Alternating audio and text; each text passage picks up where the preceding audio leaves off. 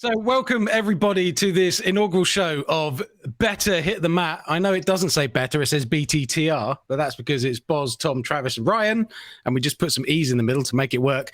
And you'll see our tagline there, allegedly a fitness podcast, vodcast, whatever the hell you call these things nowadays. I am Boz, and I'm joined by these three lovely chaps, and I'm going to get each of them going. Tom first, we're going to go down and round. Introduce yourself and tell people who you are and what the hell we're doing here. All right, Tom Wallen, Coastal North Carolina, DDPY level 1 instructor, optometric physician. You guys know me on the DDP Facebook page, pretty present there. We just started a new 100-day challenge, so quick little plug. If you guys haven't done that, get in on the challenge. Shameless. But we're here. We got to get into it. But we are here today, guys. We have a kind of a unique opportunity. Four of us here are four really, really heavily involved people in the DDPY community. We want to provide another outlet for you guys. Some entertainment, some information, some shenanigans, but just something for us to bring us together, help more people. So Travis, awesome. Pick up from here, buddy. Thank you, sir. Travis Mahaffey from North Carolina, level 1 DDPY instructor, mustache extraordinaire. True. So, yes, so I had the pleasure to come together with these three guys, and we're going to hopefully bring you some great conversation, not only DDPY, but maybe a few other things. So sit back and buckle up, and I'm going to hand it over to my good friend, Ryan Nichols. Okay, I'm Ryan Nichols. I'm from Osceola, Indiana. I am a level 1 instructor in training. I mean, it's only been 15 months. Had my hours done forever. Should probably record that video. I don't have enough friends to come and do that, though. These guys won't do it with me, so I'm just going to have to find some new friends. Maybe I'll find them through this podcast. Who knows? I offered twice. I know. I'm just giving you a hard time. We'll do it. Nobody's going to help you. No, absolutely not. No way. But, I honestly just, I'm here to help Tom sell some T-shirts. True. So let's go. Awesome. So I'm Boz. I'm a level 2 instructor in the UK. And I just thought I'd better bring some international balance to this. Otherwise, they're just going to get carried away and it'll all just be too American. So that's it, really. So given this is our first episode, for those of you who don't know us, we should probably do some background on how we came to be here, how we found DDPY, our personal stories. Obviously, if you know of Ryan, if you're on the DDPY page, you've seen his story every 3 days. So Ryan, why didn't you go first? Should I just hit play on my video? Guys, cheers. Let's get this. Cheers. Yeah. Wait, the Holy Grail here, because mine lights up when I move my arm. It's amazing.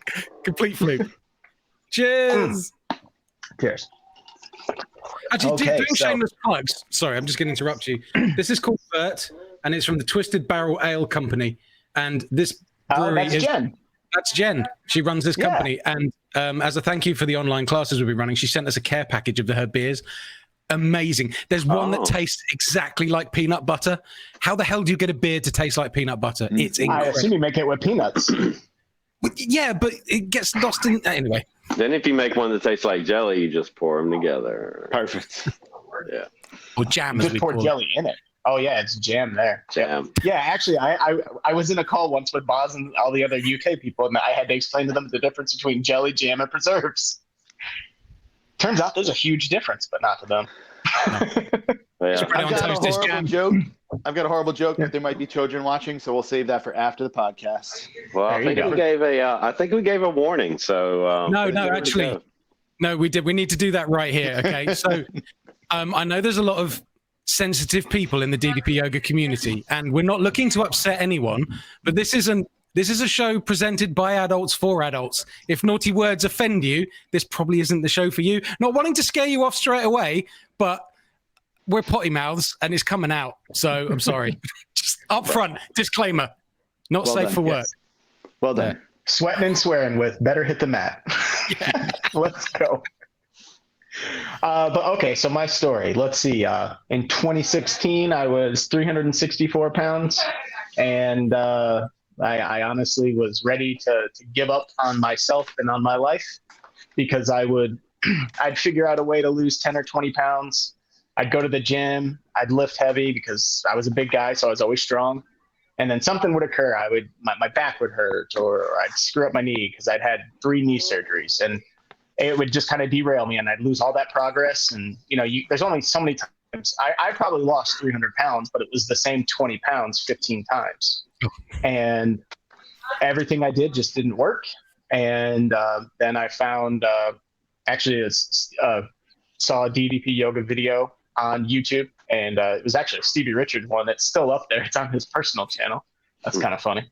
And I gave it a shot, and I dug it. I always liked Stevie coming from wrestling days. Sorry, Pot. I know no wrestling talk, but I always liked him, so that kind of looped me in. And started with the DVDs for about 18 months. Got down to about 235, give or take. With just clean eating, and some calorie restrictions and just smarter choices, and then got the app in January 2nd or 1st of 2018, and since then I've gone from 235 to 180. I hit 180 in February 2nd of 2019, and so just about a week ago I celebrated 18 months keeping that weight off. And awesome. For me, that's the bigger accomplishment. Losing the weight, it was easy. It's been changing everything I do to where I am now. That's the hard part. And it takes a lot more because you're not chasing that finish line anymore. You've crossed it, and so now my finish line, that's behind me, and now I'm trying to help people get to their finish line. And that's why I love working with you guys. Not only because it's fun, it makes me like it. Let's be honest. Any fitness program is fairly boring. It really is. It's always exciting for 30 minutes for about that first 6 months, and then it becomes routine, and then it becomes monotonous. So you got to find ways to, not find motivation, but discipline. And so these forms of inspiration, you guys all inspire me to be a better instructor, to be a better student. Just the other night, I popped in one of Tom's workouts. I was just saying hi. And then he's like, cool, glad you're here, sticking around. And I'm like, damn it, I am now. So yeah, so so that's what I love about this. And I'm hoping that maybe we'll be somebody's driving force, like you guys help drive me every single day. So there it is. Awesome. Thank you. Travis, I don't know your story too much. All right. Well, in 2013, I had L4, L5 back surgery. And in the meantime, from my frame, I gained quite a bit of weight. So my heaviest that I got up to was around 215 pounds, something like that. Had lived a sedentary life, drove a lot, sat at the baseball field a lot with my son playing baseball every weekend, and then my wife and my son started taking jujitsu at this gym. And, my wife started doing the fitness class there, and we do everything as a family. So, I would just be sitting there. And then the owner talked me into doing a 90-day challenge. So I did. So I did a 90-day challenge there, and I lost 42 pounds. And it was a really intense workout. And you guys have seen me do a little bit of it because we call it Shamrock Shake. But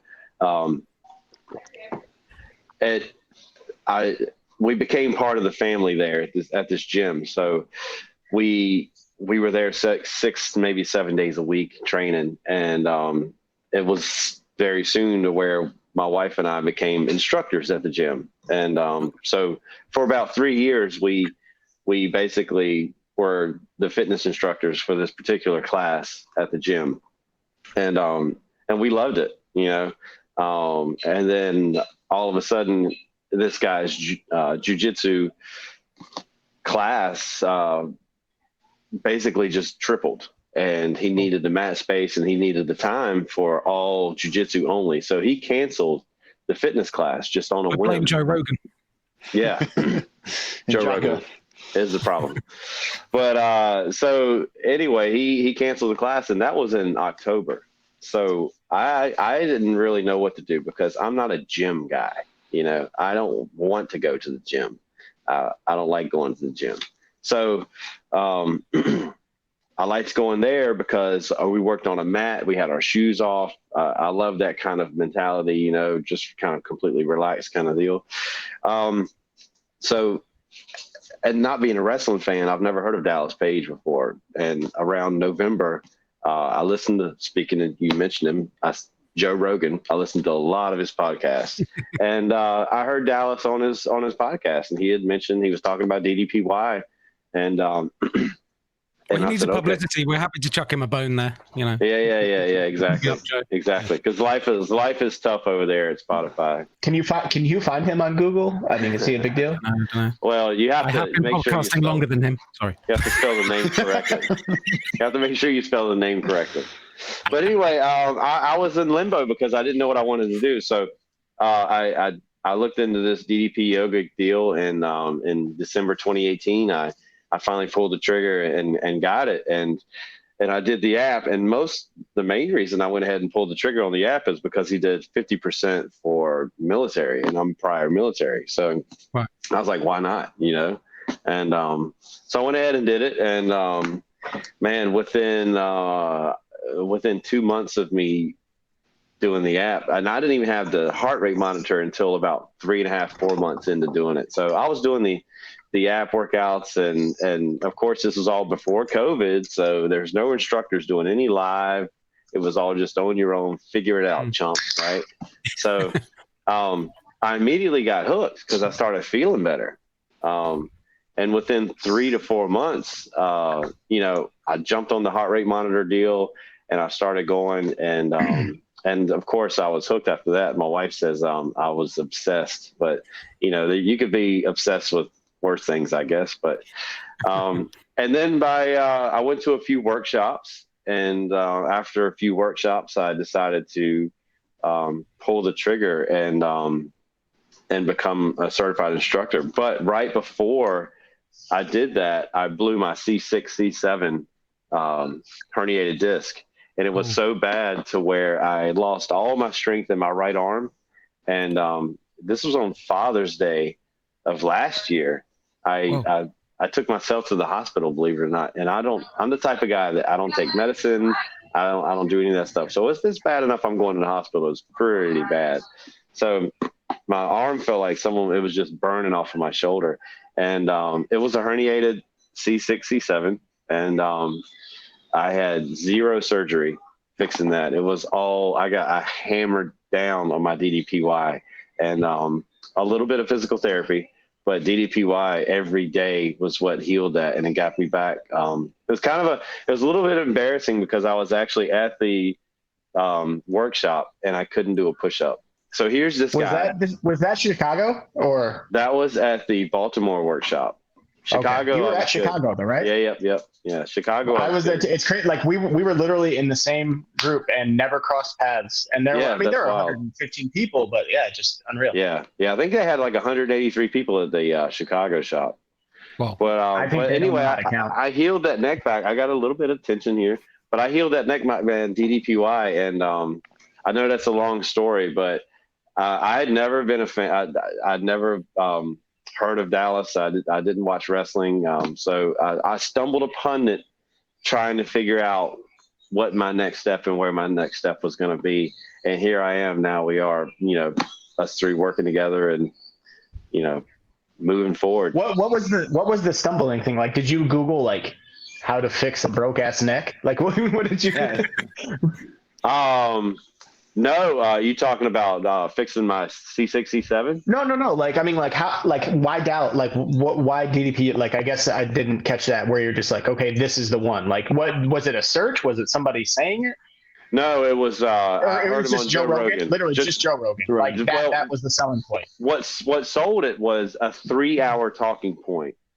You know, when you get a commercial, you know, a 60-second commercial or a 90-second commercial doesn't sell me.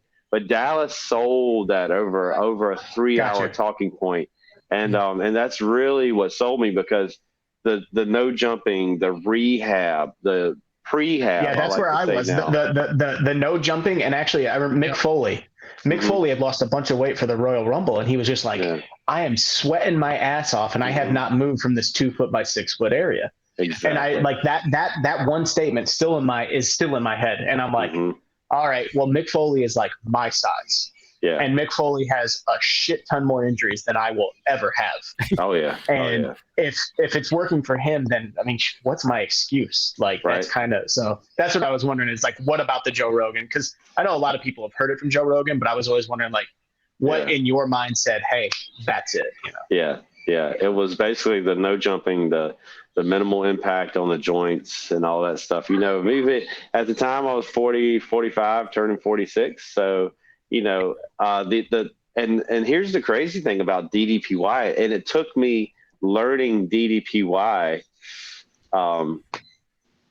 you know, as a fitness instructor, and I'll use that with loose quotation marks. Doing that for 3 years, I thought I was in shape. I went to the New York workshop, and I couldn't get my heart rate up, and I went up and I asked Dallas. I said, Dallas, why can't I get my heart rate up? And I said this, and it's not in a cocky way, but now looking back on it, Dallas probably seemed like it was cocky. I said, hey, Dallas, I teach a kick-ass fitness classes, and because my heart rate is typically lower, he said, nah, bro, you're not engaging your lower half, you know? So, you know, it took me learning DDPY to go, okay, you know, this is a program that actually has your heart rate at the right capacity to where you need to burn what you need to burn. Because I'll show you guys the pictures. When in my 90-day challenge, when I lost all that weight, I was down to 166, right? I lost all my muscle. I lost fat too, but I burnt muscle. Now, just a few days ago, anaerobic, just really in that, staying in that anaerobic stage. A few days ago, Robin took a picture of me and I posted it, but you saw my roundhouse picture. That's only like 4 pounds, 3.5 to 4 pounds difference from that other picture. And it's zero definition in the other picture. I look like, I mean, you know, everyone was telling me I need to go eat some cheeseburgers, you know? Yeah, whatever picture you posted the other day, I was like, man, your arms are looking good. Like you were going up for a diamond. I'm like, dang, look at you. Yeah, it's crazy. Because remember, I sent you that picture of one of your like initial DDPY classes. It's night and day difference, and just in definition. So, yeah.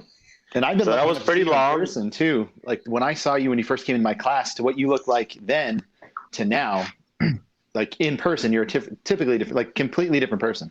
It's unbelievable. Yeah. Well, thank you, sir. You're welcome. You're welcome. Also, he didn't say it was an improvement. Hey, he looks like shit. I'll be honest with you. Yeah, just to give you some context, we troll the shit out of each other all the time, by the way. So this is going to happen a lot. And that was a super long intro. So edit, and I pass it over to you, Tom. It's just going to be like, I was a veteran. I hurt my neck. And now I have muscle. And then it's going to be like, Tom. Joe Rogan Jiu-Jitsu muscle done. No, you got to include the veteran thing, man. It's a selling point. We're talking marketing, boys. There you go. So true. Don't get Ryan started on marketing. Love it. Tom, like, fill us in on your story, because again, I know bits, but not the whole. Yeah, that's, you know, actually, this is the fun part of this is because I didn't know really, Travis, we've known each other for a while. I didn't know much of your story. I know Ryan's story because it's posted everywhere I ever turn around. My mom's sending me Ryan's videos. Boz, I can't wait to hear your story because I know bits and pieces of yours too. So I started in the fall of 2017. I'm the opposite of what Travis talked about. I love being in the gym. So I was always the guy in the gym that lifted a lot, but didn't look like he ever lifted weights. So I did like everything right, like by the books. You know, I followed every single workout, every diet. I always was a little stronger, but just never looked like I had ever touched a weight. So just genetics, my family just does not have muscular genes or even just athletic genes. We've seen your brother. We know. True. Exactly. Honestly, if I did what Pat did, we would look exactly the same. And, he sure flies the Stars and Stripes well, though. I tell you that. I wish I could share that with everybody right now. But let me plug that in. So anyway, so I used to always work out at the gym. It's my favorite thing. One of my guy that owns the gym brought me the DVD, the YRG DVD. And he said, hey, I'm going to start doing this to lose some weight. My back's been killing me. And I said, yoga. No, I'm never going to do yoga with you. Right. It was just like, bro, we're not doing yoga. So I think it was like whatever the equivalent of energy was on the YRG videos. And I was blown away because the next day I sat up from bed, my back didn't hurt, my knees didn't hurt, my hips didn't hurt. And I was like, stretching is something we should do. There should be some like prehab and rehab. So I got literally from that day, I got hooked on it. So I found a way to incorporate it with weightlifting. So I was always into bench press, squat, deadlift, and that just crushes everything. Your spine, just every single time you lift, gets smaller and smaller and smaller. And you feel like it, like you feel like that. So I did a transformation and I posted it on the DDP Facebook page. This was like 2018. Heather and I did like a little bodybuilding.com competition together just to do something, so we'd hit the gym for 90 days. Well, Dallas called me about that. And he said, hey man, that looks really good. I want to put it on the website. Can you write up something? And I was blown away that he took literally 2 minutes out of his life. We never met. And like, he sounded so engaging and things like that. So I think it was 2 months later, he was in Raleigh, North Carolina, which is 3 hours from me. And I said, he gave me 2 minutes. I'm going to drive down there and I'm going to tell him thank you. So I went to a Comic-Con. I waited in line with all the other people. I remember that. Yeah. And you know who was the first one in line? George Fenmore was there. George Fenmore was in line. Who's surprised? Well, here's the thing, right? George Fenmore got there the week before, yeah. So I'll tell you what was crazy about it is I tables. saw him and we locked eyes and I'm like, I know this guy from somewhere, but I don't know where because it's a Comic-Con and I'm not from that town. So I'm thinking like, that's the weirdest thing. Like I've seen that guy's face before and Jennifer was there too and their kids were there. And I was like, I really should go say hi to them. And I did. And I said, I don't know where I know you, but we know each other from somewhere. He just ignored me and I walked away. Right. So I went to the back of the line. Celebrities. Yeah. Exactly, dude. And why'd you bother him? In retrospect, I really wish I had known because that would have been a really good way to introduce myself into the community, Yeah. So I go to the back of the line, I'm waiting, everybody's flying through the line. And I finally get there and I say, Dallas, I did my transformation. Here's the picture. It's on the website.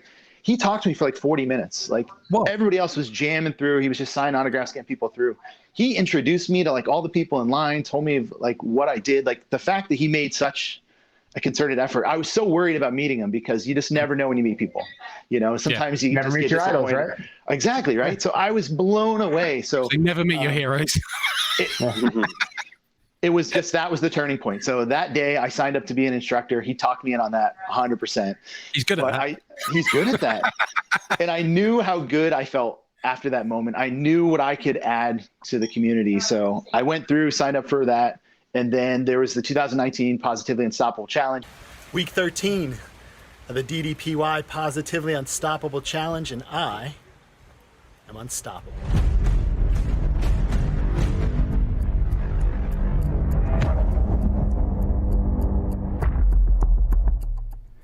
Welcome back to my channel. I am unstoppable. You guys will bust my balls about that forever. But I wanted to show people like because you're so damn handsome. Thank you. My grandmother tells me all the time.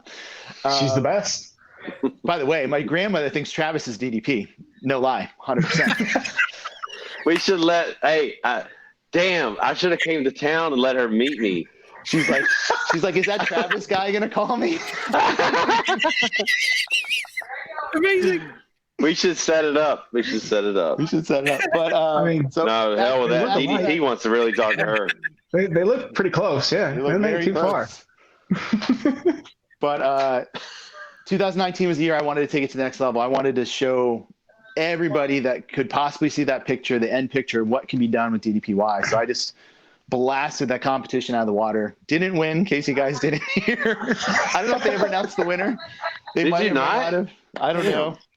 But the winners would have been Chase Green, and Radford. Radford, yeah. Yeah, Christy Radford. Yeah, both. Yeah, fine transfer. I think actually, yes, and absolutely. And they did a great job. We should pipeline this, but maybe one day talk about literally an entire episode talking about the Positively Unstoppable, because I have some insider knowledge on the back end of that stuff that I think would make great stories. Very, very fun stuff. And maybe we could get Christian or Chase on. I think it'd be awesome. and you guys you can bitch about how they stole it from you. And I knew I didn't fit the niche for what they were looking for. I understood what I did, and I didn't have the story that they had, and I didn't have what he's looking for. But maybe in the future it will. But nonetheless, Summit last year, I wanted to bring up Summit. So I was invited to Summit because of my transformation. We can talk about that here.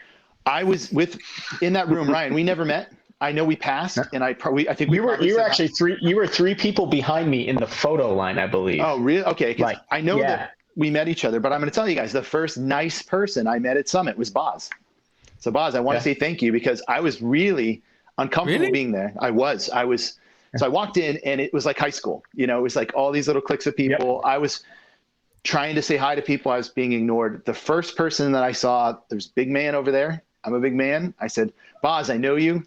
You shook my hand. You gave me some sort of a compliment about something I did. So I wanted to tell you that was a huge point for me at Summit, was you were the first friendly face I met. So thank you for that. Wow. Even though you didn't know that you did that. Actually, my recollection of it was I was so overawed, and there were so many people that, like you, I knew from an internet screen or a picture or a reputation, and it was like, and it was all over the place. And I felt like I was actually a bit rude to you because I didn't spend anywhere near enough time talking to you. And one thing, when I came away from Summit, it was like, I wish I'd spoken so much longer to so many more people. Yeah, it can be that way. Yeah, certainly can. So, but yeah, so we had the Positive and Unstoppable Challenge. That was a big year for me. That was my biggest year in DDPY. So I got, became an instructor in January this year. I got my certificate in the mail yesterday. Hey. Whoop, whoop. Whoop, whoop. Had the frame for 6 months. I guess mine's about 48 to 65 days behind that. Yeah. So I got that there. But yeah, it's been a big year. So this year was the kind of the biggest year that I, as an instructor. So Travis, Boz, this is what we all have in common here, Ryan, is that, quarantine hit, and as instructors, we can't teach in studios. Studios closed down. There was a bunch of us that stepped up and started teaching on Facebook Live and Zoom and things like that. And that's honestly what I think brought us all together. Travis and I had a little relationship. Ryan and I are in a love affair. Boz and I knew each other as instructors, but then Boz, again, I'm going to tell you, man, you were one of the people that inspired me to be a better instructor. So I got to call you out on that. Truth. And that's where we're at today. I told you that before, and you always kind of shake it off. But no, that's horseshit. You don't get to shake that off. It's hard to imagine that. Yep. And that's fine. My goal. You're your own worst critic, man, but you're awesome. My goal in all of this is to be the best DDPY instructor on the planet. I tell everybody that I meet that, and I have shoes to fill because I got Travis, Ryan, and Boz there. I steal shit from all you guys all the time. So, hell yeah, it's a big love affair. Boz, I want to hear your story because. Well, the reason I can't take compliments like that is because I don't. But you say I'm self-deprecating. I sort of grew up never being able to give myself credit for anything, and I had to learn, I guess, to take a compliment if it came my way, but it didn't happen very often. So I suppose I could go way back. I was the biggest kid in my school, but I wasn't fat. I look at pictures now. I wasn't fat. I was slightly tubby. But when you're that one, you get called the fat kid. You get called fat. You get beaten up. That's what happens. And I went to a rough school. So years of being told I was fat made me believe I was fat. And even though I was fairly active at school, I was a competitive fencer at one point in my life. And when I was under 15, I was nationally ranked, stuff like that. But I was still on the big side. And then when I got into working and things like that, exercise sort of dried up. And I was bored, so I ate. And I put the weight on so fast that my stomach has stretch marks like a pregnant woman's. So that's like my shirt off in public. It's not something you're going to see, really. I love my wife, Lavinia, because she says it looks like I've been attacked by a tiger, and it's kind of cool because it looks like scars. So if anyone asks, I wrestled a tiger by hand, and I saved Joe Exotic, but no, he didn't make the documentary. Boz Exotic. You saved your whole family was what happened. Yes, that. Exactly that. You guys don't have kids. Is that what happened to them? It was a hot, sweltering day. The whole family, one by one, you carried them out above your head with one hand. There you go. And that's where I found the Holy Grail. No. So yeah, that was a thing. And then I do my job involves climbing ladders and carrying boxes around. So I basically managed to hit an equilibrium of being oh God, you're going to ask me what it is in pounds. 19 stone. I guess that's around 260 pounds, something like that ish. And it was like an equilibrium weight, and I felt quite fit, but obviously I'm getting older and older, and I used to eat whatever I wanted. But I became a massive carbohydrate addict. As such, 266. 266. Okay, I became insulin resistant and various other things, and obviously that also makes very high inflammation levels in the body. And then as I get into my 30s, my joints start to play up from my job. It's very repetitive. I start to get repetitive strain. My shoulder is deformed. It's actually rolled forward from my work. Pain in my forearms, pain in my hands. This is actually a muscle, and it used to be, I can shit you not, it was up here. Jeez. I look like a mutant, and it was from forcing things in with my hands. But what that meant is when I grip, my grip is astronomical. But when I grip something and twist it, the pain just shoots through my hand. So it all Ryan, stop it, Ryan. Stop it. The man's telling a damn story. I know, and I love it. It's The reason I know about the grip, right, is we were in Miami on our honeymoon, and we went to those old fairground things where you grip the two rods and you pull them together. Oh, yeah. They don't move at all, do they? They just bend a bit. We all had to go 1/4 each, and to beat the machine, you had to pull 200. The two ladies with us, Lavinia and my friend's wife, both pulled a 0. Gordon, the other guy who was there, pulled a 10. And my friend Rick, who builds stage sets and teaches stagecraft and uses tools all the time, pulled 50. I pulled 175. Good God. So that was just hand grip. And I think no wonder my hands hurt. And I wake up some mornings still like Helens. It's awful. I can imagine. So basically the pain levels went up and up and up. And then I stopped playing tennis. I stopped doing fencing. I stopped lifting weights years ago because it just hurts too much. Then I find out we have a genetic family trait of arthritis in the big toe joint, this bit, which means I can't run, I can't go on a treadmill, even cycling hurts, changing gear in my car hurts.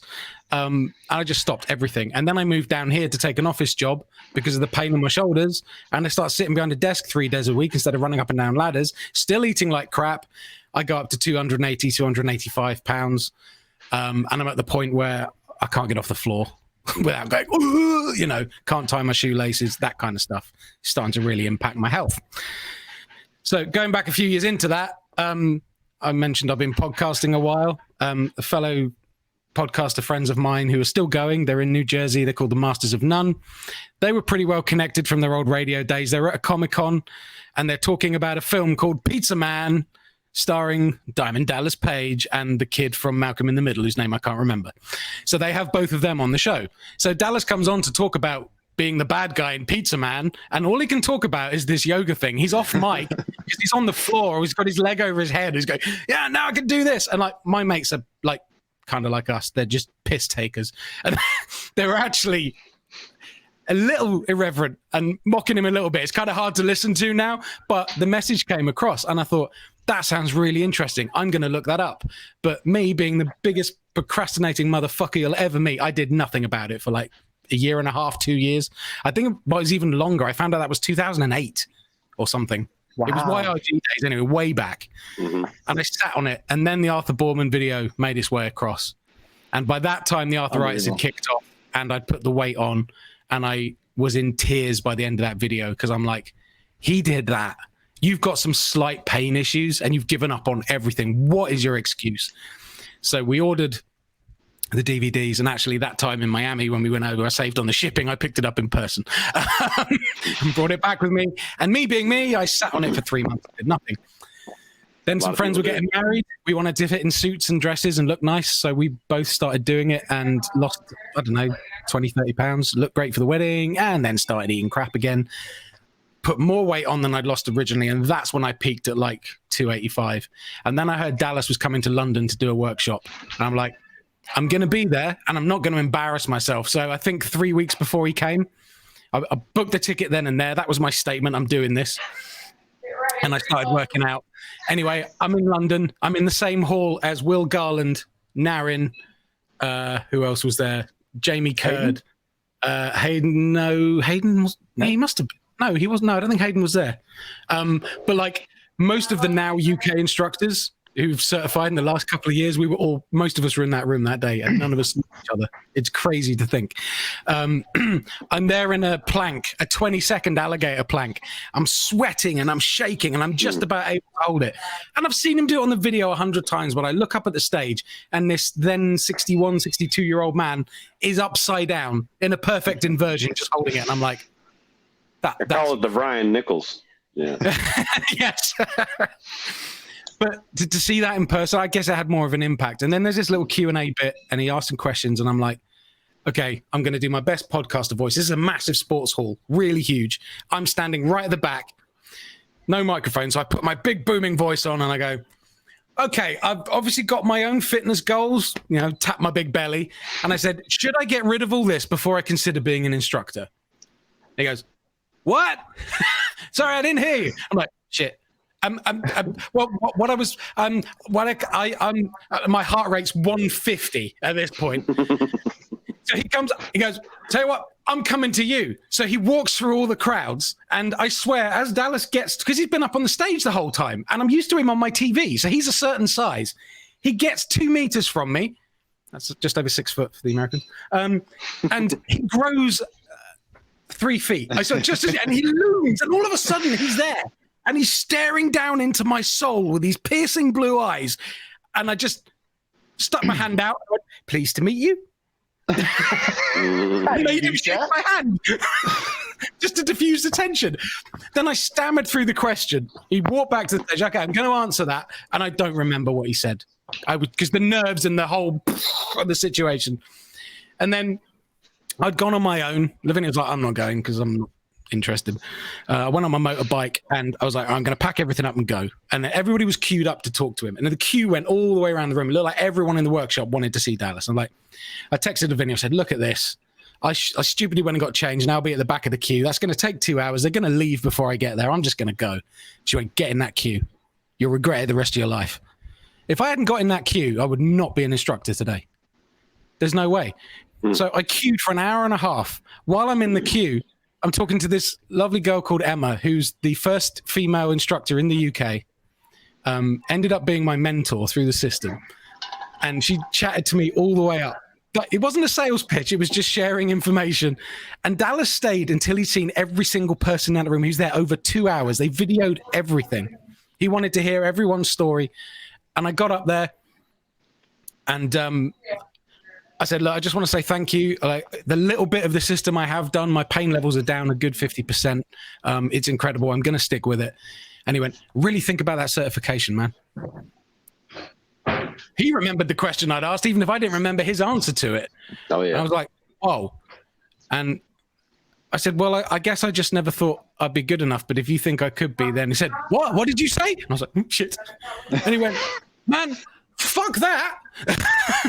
He says, the main reason to teach this is that you get it. And he said, and you get it. And the way he said that, I've got the audio because I was recording at the time for other reasons. But he said that you get it. The way he said it to me just sort of hit home like a lightning bolt. And I realized he walks around. There's 120 people in that room, but he pays attention to people. And he'd watched my form. I'm convinced he'd watched my form.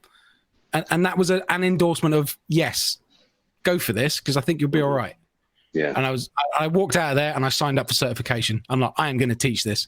But my own self-deprecation, my own, I'll never amount to anything. All that kind of stuff was like, who are you to teach anybody else anything? And now I sort of like the fact that I'm kind of overweight still. I'm a bit schlubby looking and I turn up in front of a class and I go, I don't look like much like a fitness instructor, do I? But, get on the mat. I'm in charge. Exactly. Well, yeah. Just real quick to piggyback on that, Boz, man, as I went to the Chicago workshop and I did the same thing. I stood in line, I waited for him, and I went up and I slapped him a high five, boom. And the very first thing he says to me, he goes, you're a level 1 instructor in training, aren't you? And I was like, damn. Yeah, I am actually, which, I mean, it just boosts you and it makes you want to do it that much harder and that much more. Yeah, it's and again, I didn't have the wrestling thing. My dad used to watch it on a Saturday morning and I'd walk in and go, grow up. and then walk out. So that was wrestling in my household. So I knew him. I remembered his face. I remembered the long curly hair and, you know, the whole Hogan years and everything else. But to me, he was up there because of this thing that he created and the lives he's changed. And although the self-deprecating sort of, I see somebody super fit come into my class and I'm like, oh my God, I don't feel worthy to teach this to this person because they're fitter than I am. This seems completely wrong. And like you say, it's different, and there's a technique you have to learn, and you have to learn how to teach it. And those people are welcome to come to my classes, but my heart for people in this was I wanted the people like me who'd given up, who thought there was nothing that could help them. They were in too much pain. They didn't know where to start. That's why I teach in a scout hall, not in a gym. Those people are pretty much impossible to reach to get in. It's been really difficult.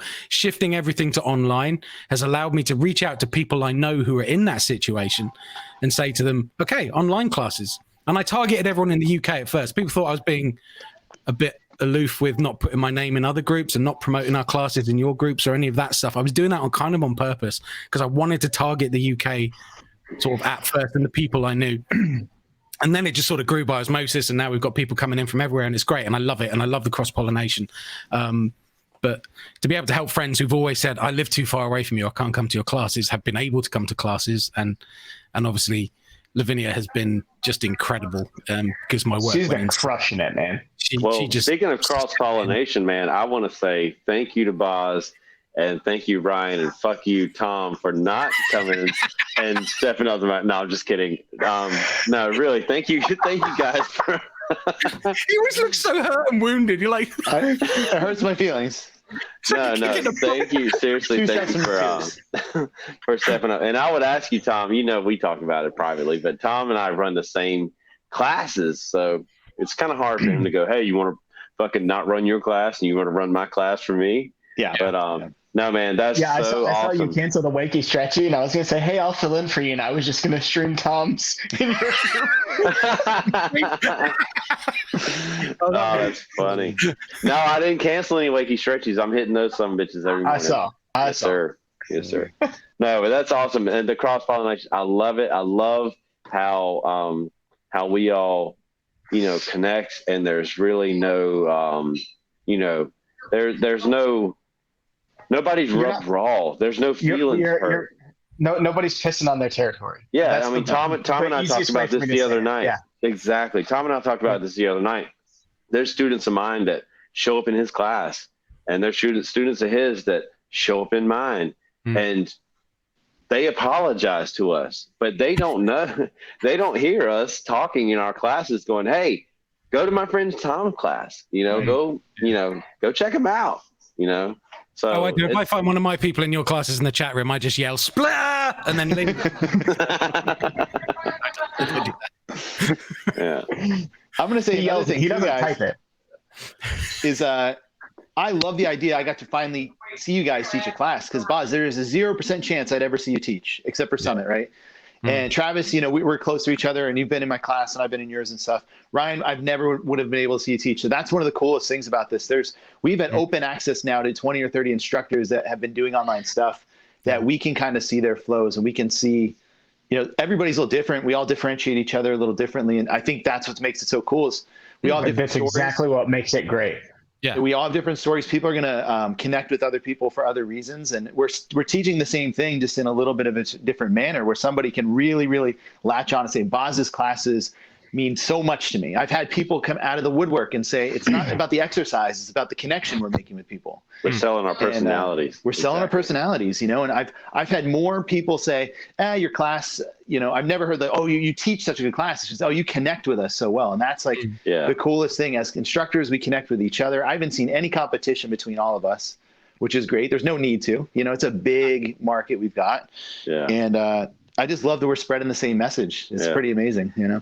I mean, you steal a move, you're like, oh, that's good, and then like you just credit the person you got it from. That's exactly what we do. No one minds you copying a move, or you know. And that's why I love the fact that, you know, with me going on vacation, you know, Robin was like, why don't you just cancel your classes? And I go, well, no, I'm still kind of building my brand, but man, if I can get instructors to do it, and you know, and I mentioned this to Ryan, and I'm sure you guys saw this my post, but man, murderers row for real. I mean, you talking about instructors, dude. There's no yahoos running classes on my page this week, man. I mean, it is absolutely incredible. I'm humbled, man, to be honest with you. The people that said, yeah, sure, man, I'll do that. That's awesome. Yeah. It's been a great way to get to know people as well. So I say long may it continue. Obviously, we'd like to do physical classes again, but we're in a situation now. We've got the opportunity to go back to that. But I'm actually wondering what the uptake will be. It's sort of that crux point for everyone. I think it's one of those things that maybe even, you know, after, I hate the phrase, but things return to normal. I think that you continue to offer 2 classes a week. Do you offer 7? Oh, hell no. No. But you're going to hit the mat regardless, so you might as well film it and give it to people. No pun intended, right? Right. No, 100% intended. And, you know, and I mean, to me, that's literally when people say, like, I'm uninspired or I'm unmotivated, the first thing I tell them is hit the mat. Yeah. You know, how often do you hear those days that you don't want to hit the mat is the day that you hit the mat harder? Yeah. And I can guarantee you one thing is you will not finish that workout going, man, I regret doing that. No. Yeah. So, No. yeah. Never. So like, and Never. yeah. So I think that even in a post-quarantine society, I think that there will be an offering for this. And because I mean, let's be honest. If the app or the DVDs were the only solution, then people wouldn't show up to these classes. People want something a little bit different. They want a little bit of personality. They want that self-deprecation. I told you just the other day, boss, how funny it was when you screwed up that move and you said, you know what, you guys continue and I'll wait here till you're done. That shit made me like. Excuse me. No, I have to edit that. Well, also I didn't screw it up. My foot stopped working. That wasn't like anything I did.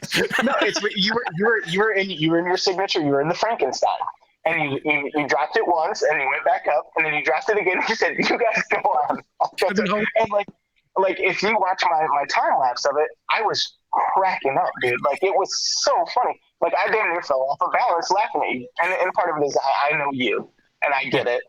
But it came through. If you watch the little emojis, people literally stopped what they were doing to hit that lap emoji. Like, yes. You know, well, that's great. Jumping 100% on that. That you're right, man. People send me stuff all the time. They're like, I love the fact that you were not only laughing, but you were laughing at yourself, and you just continued on doing whatever you did with the fuck up that happened, you know? Yeah. Because I'm sure if you've seen a few of my classes, there's been quite a few fumbles, if you will. He damn near had a tornado occur and the camera came flying in, and then when it came back up, he was inside. And then here's the cool thing. I'm still calling cues. I didn't miss a beat kind of. I'm like, okay, I'm moving shit. I'm shuffling shit inside the building. It was so wild, but yeah, I mean, it's a train wreck, but man, train wrecks are fun. Like, yeah. they really are. Oh, it does. Yeah. There's a reason people stop and look. They really, you know, it's it's been and great. you know, and people love the accountability on top of that. You know, you buy a DVD set, it's going to go on top of your TV. Who's going to make you put those DVDs in?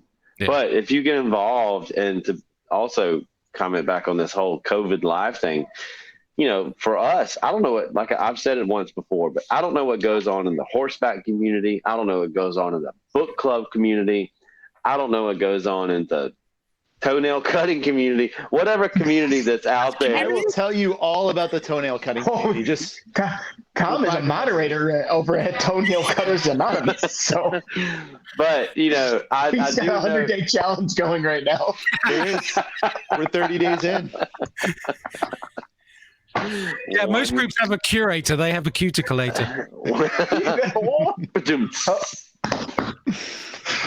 But anyway, you know, but you know, this whole thing really it locked us in so tight, and I know we all made the most of it, but it really is just amazing how we've all just kind of come together with this thing and made the best of it to come out of it this way. So now's where I interject and say we didn't just make this show to blow our own trumpets and stroke our own egos. So we sorry, that wasn't. We do want to bring in some guests over the weeks. We're probably going to try and hit this twice a month, I believe, initially. Yeah. And there's a lot of people out there we want to talk to, really. certainly other instructors as well, because there's a lot of them out there that people don't really know much about. I think some people are a little quieter in groups and on social media, and it'd just be a good outlet if they'll come on here. There's plenty of slots on this screen to squeeze more in. Sure. We want to add features, sections. I think we were going to throw Tom in the deep end and get him to do some nutrition stuff, if that would be cool. I'm all about that. Be down for it. He's a doctor. Yeah, I think that, you know, what especially piggybacking off of that idea that this isn't just a self-promotional tool is we want to make people understand who we are. So from here on out, there's probably going to be a whole lot less of us. Right. You know, granted, we'll approach everything from our own background and our own journeys. But I would like to take whatever Boz makes out of this episode, however many tens of minutes he gets out of it, and I'm not editing anything. It's perfect. Excellent. I agree. My favorite. But shop it around to those influencers in the community, to those L1 instructors, and say, hey, look, this is the pilot episode. We would love to feature you and let you tell about you. And we don't want it to be the same. What was DDPY to you? And you know, that's it. We want to know what's their next level. What's their plan. And with instructors, it's probably a lot easier. But then I would love to see us feature people that are starting their journey, or starting the journey, or not necessarily like Tom alluded to earlier. You know, there's cliques in the community, and not necessarily who's in the top of the clique. Let's pick somebody who's, like you said, who's starting, or who needs that help, or who needs that boost, you know, or who's back on the wagon. I would love to feature some of that.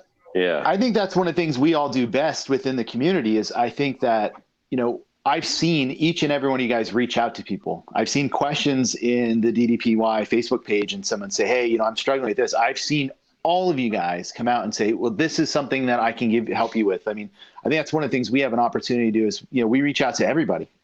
And, you know, I'm willing to help anybody that's willing to put the work in. And there's so many people out there that they just don't know where to turn to.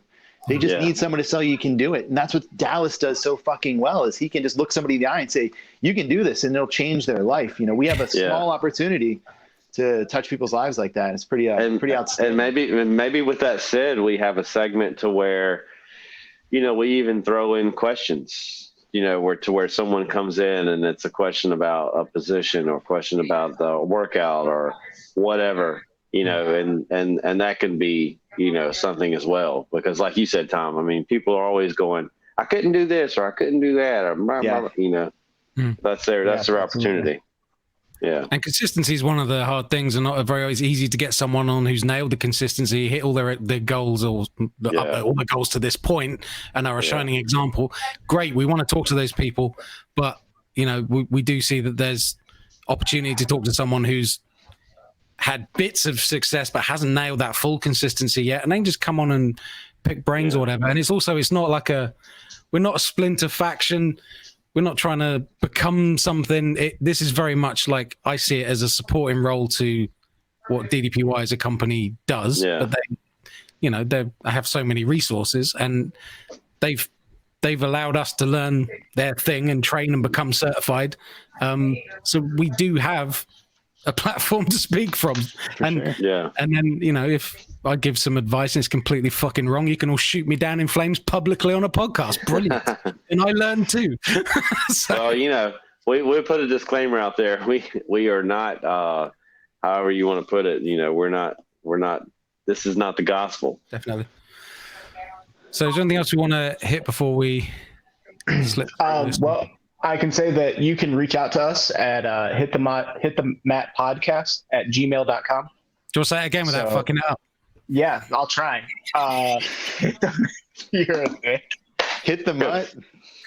What did the dog ever do to you? Hit the mutt. Tom. Ryan, attention people. Ryan Nichols is out there hitting puppies. He's hitting them up. He just I'm literally trying to set it up, you dicks. He just created a Gmail. That's right. I'm trying to verify it. I didn't want to give it out and then fucking have to edit it. Tune in next week when he's feeding baby seals. gmail.com. You know, fuck it, Travis. You say email. I'm just kidding. Go ahead, Ryan. Go ahead. I'm sorry. You're the one that's going to have to answer the emails. You just volunteered to be our receptionist. Okay, go ahead. Administrative assistant. It's going to be hitthematpodcast@gmail.com. Awesome. Awesome. If you can't spell it, email us and we'll tell you how.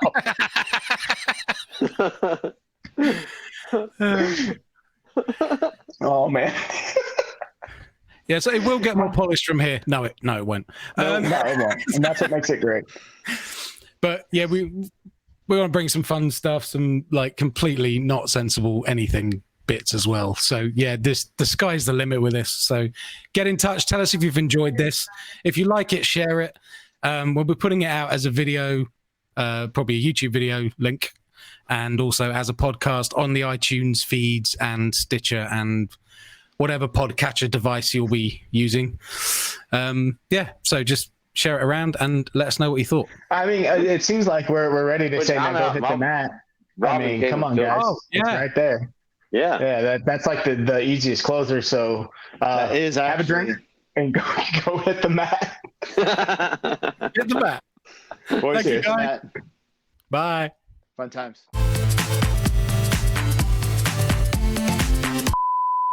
Instead, we got Holy shit. hijacked. My YouTube for an house. Look, so I'm setting that email up. This is how you know I was trying to hurry. Look how I spelled that fucking name.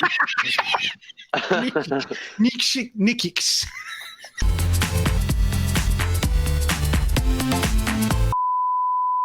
Definitely haven't heard of that guy, that runner-up that was he third or fourth runner-up? I don't know. He had a hell of a transformation. Not a big deal though. Can't remember his name. It's just because it just doesn't matter. Not a big deal.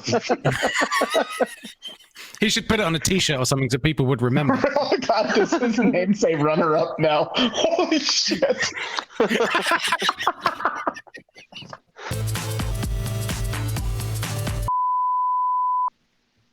Yeah. We used to have a thing when I was podcasting back in the day, and we'd just say limp to a close. Limp to a close. Maybe with that, then maybe with that instead of the dead air, which seemed like it happened. Fair enough. I have the power. I'm number two.